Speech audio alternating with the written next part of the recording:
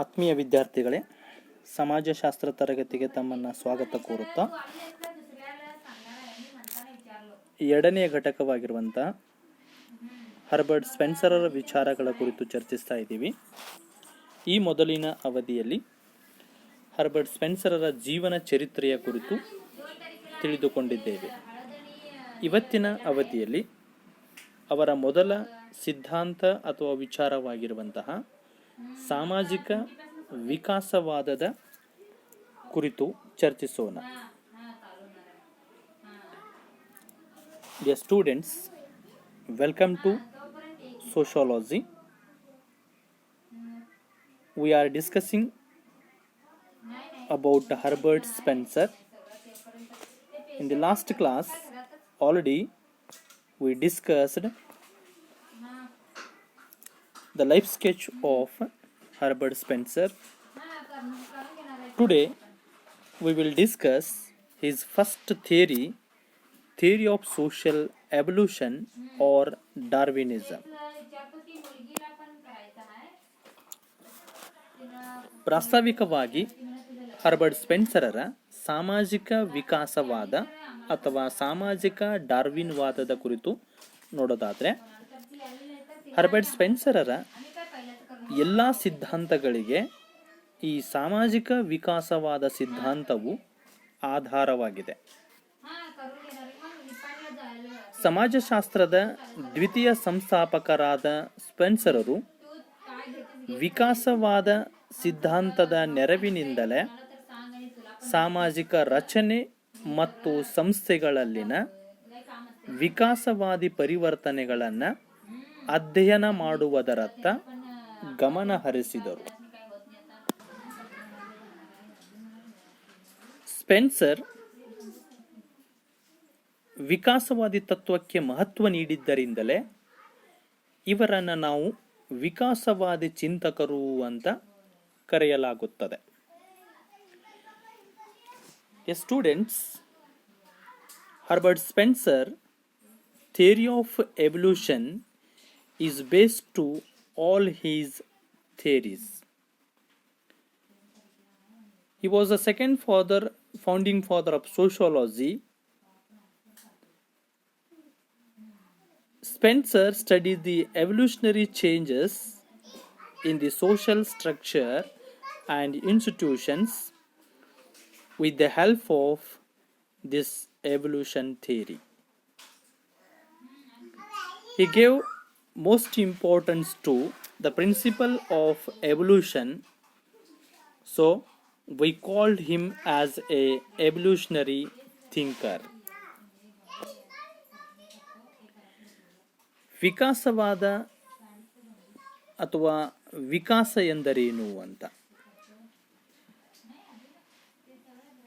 ಇಲ್ಲಿ ಎವಲ್ಯೂಷನ್ ಎಂಬ ಪದವು ಲ್ಯಾಟಿನ್ ಭಾಷೆಯ ಎವೆಲ್ಯೂರ್ ಎಂಬ ಪದದಿಂದ ಉಗಮಗೊಂಡಿದೆ.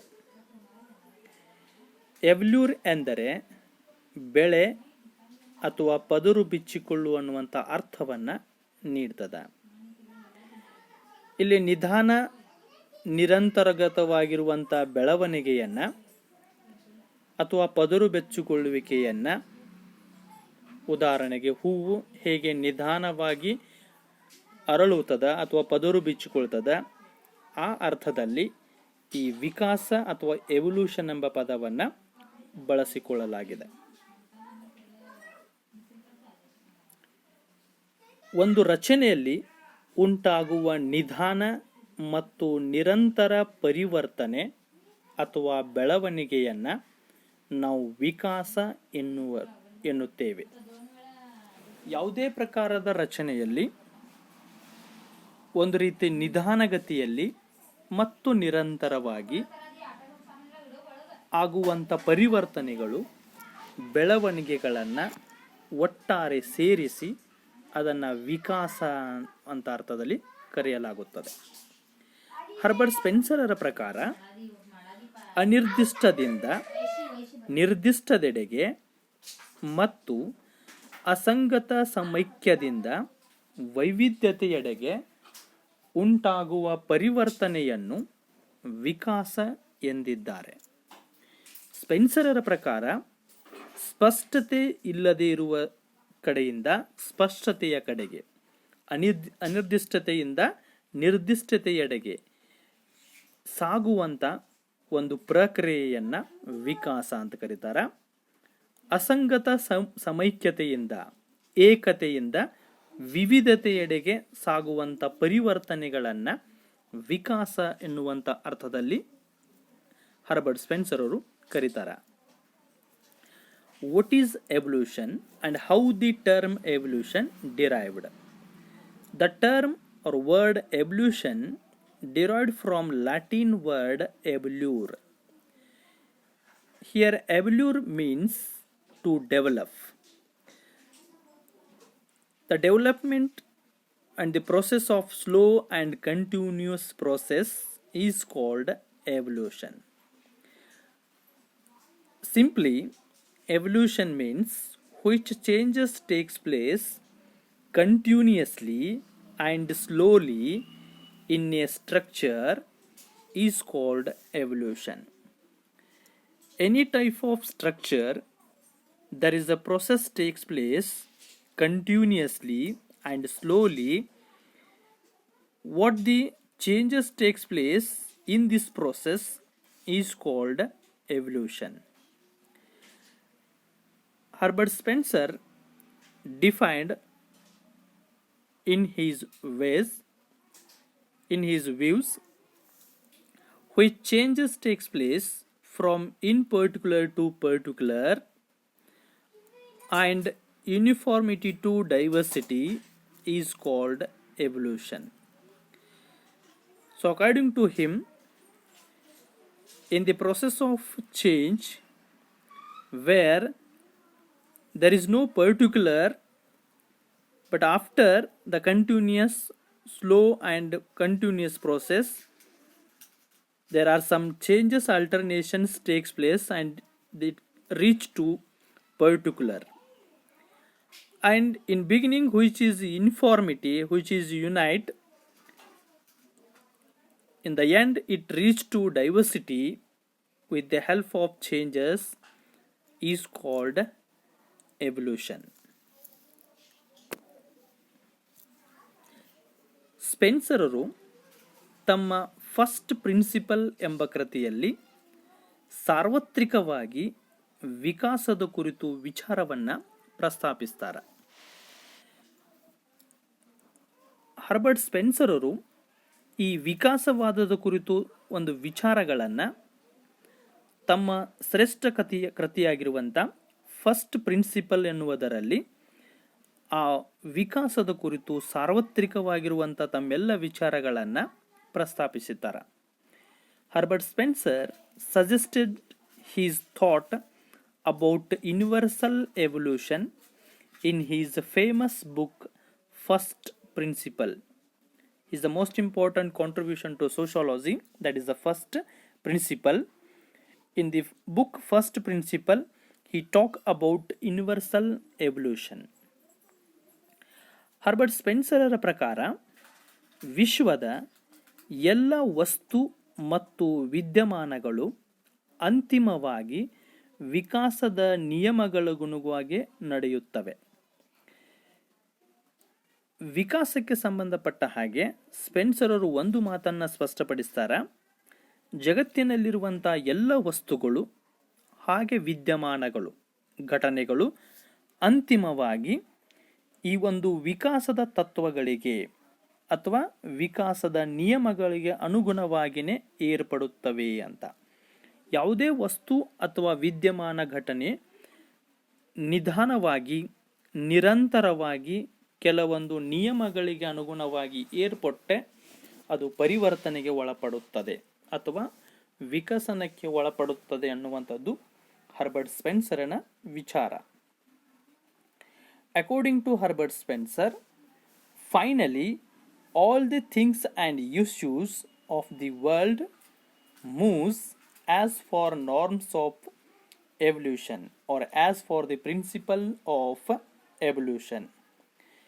He said that what the changes or evolution takes place in every things and issues or events, it's going on always continuously and slowly with the help of or as for principle of values or as for some norms. ವಿಕಾಸವು ವಿಶ್ವದ ರಹಸ್ಯಗಳನ್ನು ಬಯಲುಗೊಳಿಸುವ ಅಂದರೆ ಹೊರಹಾಕುವ ಅದ್ಭುತ ಶಕ್ತಿಯ ಕೀಲಿಕೈ ಅಂತ Herbert ಸ್ಪೆನ್ಸರರು ಕರೀತಾರೆ. ಅಂದರೆ ಇಡೀ ವಿಶ್ವದಲ್ಲಿ ಅಚ್ಚರಿಗೊಳ್ಳುವಂತಹ ಗೊತ್ತಿಲ್ಲದೇ ಇರುವಂಥ ವಿಷಯಗಳನ್ನು ವ್ಯಕ್ತಪಡಿಸುವಂಥದ್ದೇ ಈ ವಿಕಾಸ ಅನ್ನುವಂಥದ್ದನ್ನು ಹೇಳ್ತಾರೆ. Herbert Spencer said that evolution is the key of power to expose the wonderful secrets of the world. Which are the wonderful secrets or matters of the world? These all are exposed or represents only with the help of the principle of evolution. So it is only one thing. Evolution is a key to expose everything which is represents in the world.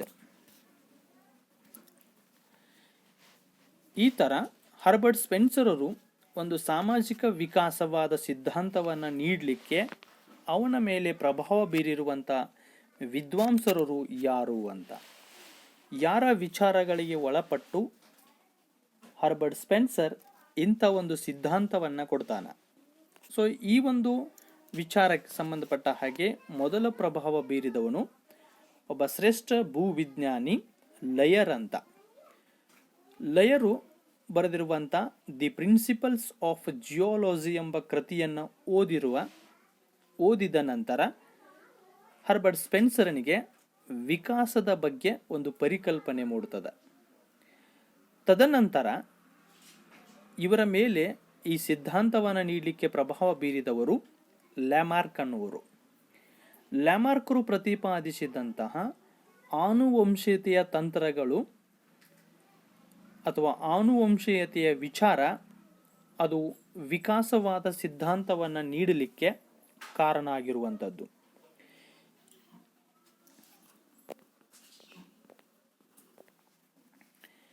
ಇವರಿಬ್ಬರಿಗಿಂತ ಮುಖ್ಯವಾಗಿ Spencer ಪ್ರಭಾವಕ್ಕೆ ಒಳಪಟ್ಟಿದ್ದು ಒಬ್ಬ ಶ್ರೇಷ್ಠ British ವಿಜ್ಞಾನಿ Charles ಡಾರ್ವಿನ್ನರ ವಿಚಾರಗಳಿಗೆ. Charles ಡಾರ್ವಿನ್ನರು ತಮ್ಮ origin of ಸ್ಪೇಸೀಸ್ ಎಂಬ ಕೃತಿಯಲ್ಲಿ ವಿಕಾಸ ಸಿದ್ಧಾಂತವನ್ನು ಪ್ರಸ್ತಾಪಿಸ್ತಾರೆ. ಈ ವಿಕಾಸ ಸಿದ್ಧಾಂತದ ಪ್ರಭಾವಕ್ಕೆ ಒಳಪಟ್ಟಂತಹ Herbert ಸ್ಪೆನ್ಸರರು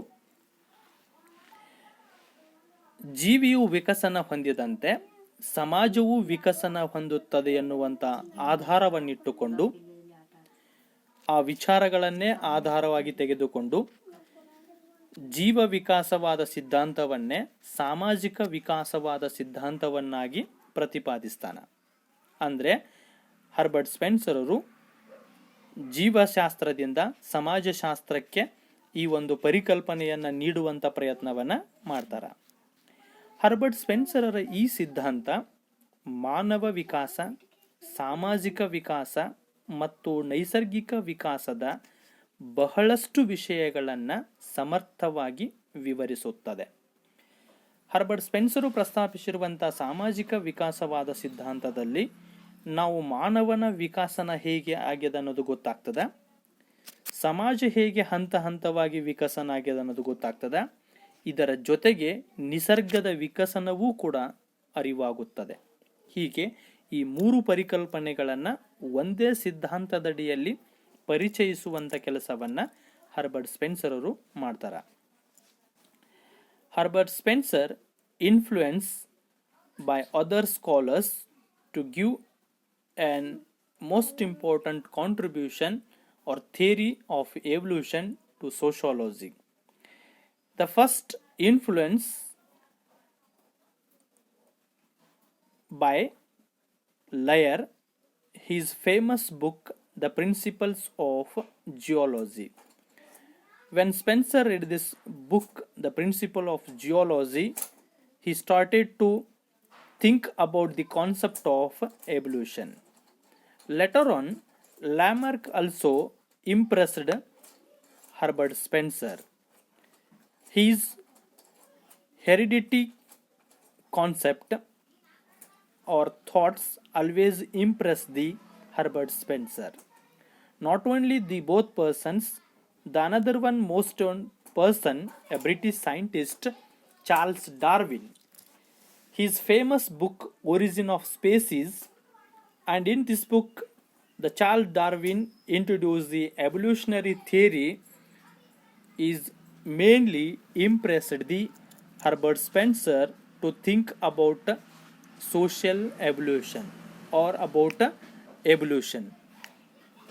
With the help of this evolution theory, Herbert Spencer made his most important thought, that is social evolution.